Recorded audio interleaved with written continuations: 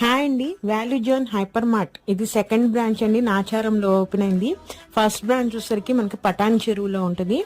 ఈ value zone hyper mart నాచారంకి Habsiguda metro station చాలా దగ్గర అండి.